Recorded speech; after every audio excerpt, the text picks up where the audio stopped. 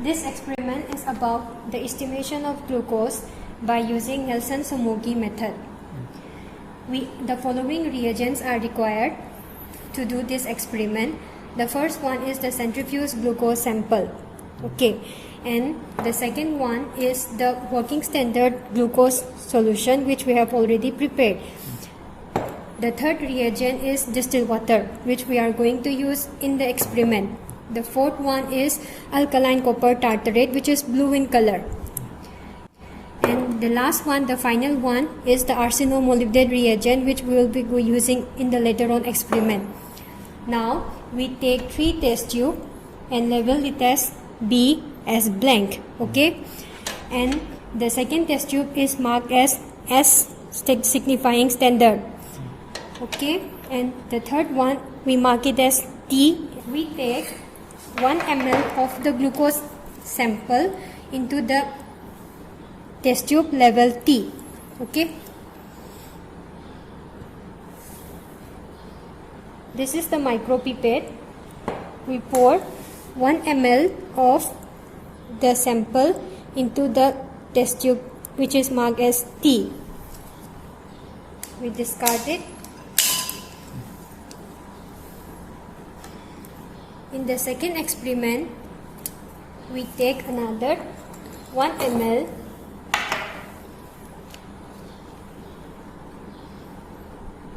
of the standard solution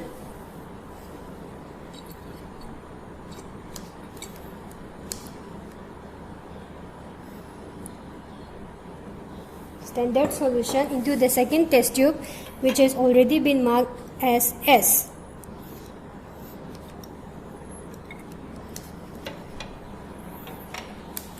After that, we take the distilled water solution.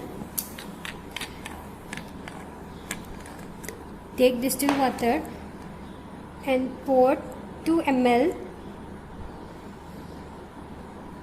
in the blank, which is marked B. This is 1 ml, and we take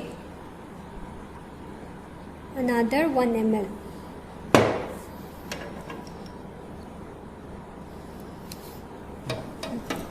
The distilled water has to be put 1 ml in these 2 test tubes. First we pour it on the S. This is 1 ml, and we take another 1 ml of distilled water and pour it on the test tube T. Okay, and after that we take alkaline copper tartrate as the next reagent. So how much we are going to take?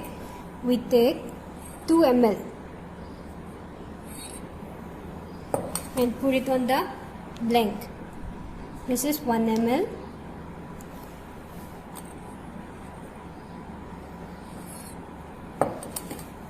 and this is 1 ml. Okay, and we take another 2 ml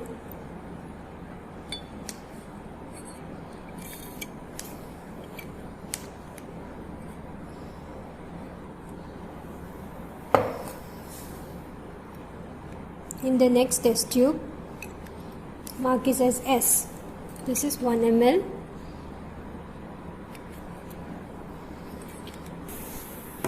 so altogether it contains 4 ml, and we have to put in the boiling water bath for 10 minutes. This is the hot water boiling bath.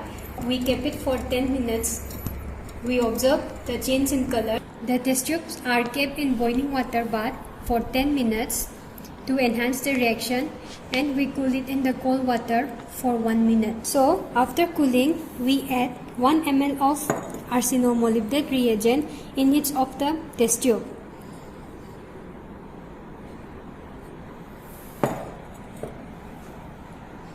First we put it on the blank solution, and after that we take another 1 ml and put it in the second test tube, which was level as S. So this now makes together 5 ml. We take another 1 ml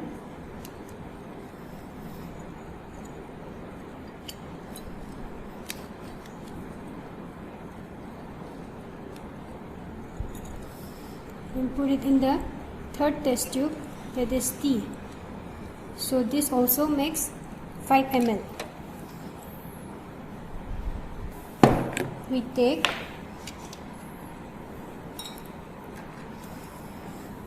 5 ml of distilled water in each of the test tube to make 10 ml. After cooling for 1 minute, we observe the change in the color in these 3 test tubes, B, S and T. So we have to measure in the colorimeter. The wavelength ranges from 680 to 540 nanometer using the red filter for glucose estimation. For changing the wavelength, we have to rotate this galvanometer like this. We set the galvanometer to 680. For measuring the glucose estimation, we are using as the red filter. Okay, so this is the cuvette. We are going to take the blank solution first. Okay, we pour it up to the cuvette mark level.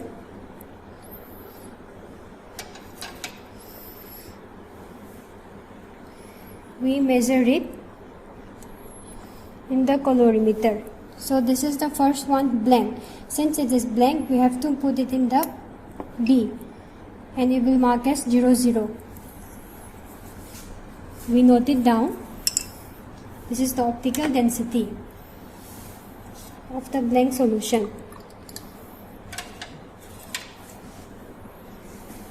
We wash the cuvette so that the reaction does not hamper. This is the second one. We wipe out the excess water which is being poured outside the cuvette.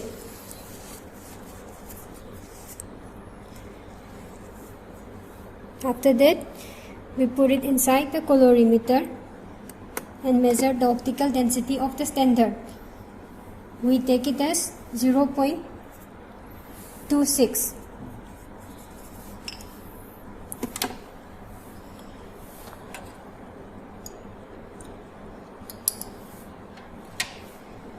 Similarly, we wash again.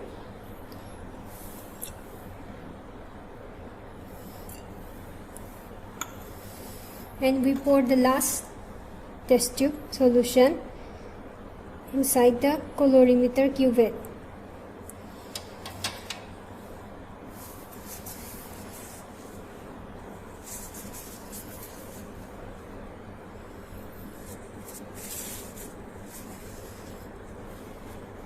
We measure it again and it has come to be optical density of test solution 0.35. So we now put the formula of how to derive the concentration of the serum glucose present in the given sample. So we put the following values in the test. So the optical density of test, which was measured as 0.35, and the optical density of standard as 0.26, and we multiplied by 200, and the value comes out to be 269 milligram %. So this shows that the given sample, the concentration of the serum glucose present in the sample is hyperglycemic. We have seen the hands-on practical.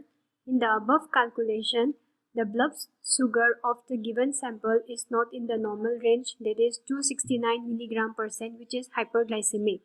And we have inferred the normal range according to WHO, that the blood sugar level in fasting should be in between 60 to 100 milligram %. 2 hour postprandial should be less than or equal to 140 milligram %, and in the random blood sugar it should be less than 200 milligram %. So now we interpret that the normal level of blood glucose varies depending upon the method used for its estimation. The normal range by using this present method is 60 to 100 milligram per 100 ml. Conditions causing hyperglycemia are diabetes mellitus, hyperthyroidism, hyperpituitarism, pancreatic diseases like B-cell tumor, and certain lymphatic diseases. Conditions causing hypoglycemia are prolonged fasting, secondly, hypopituitarism, insulin overdose, Addison disease, and mixed edema. The collection of blood to be done in a vials containing fluoride, which will prevent glycolysis, as already shown in the picture. Thank you for watching.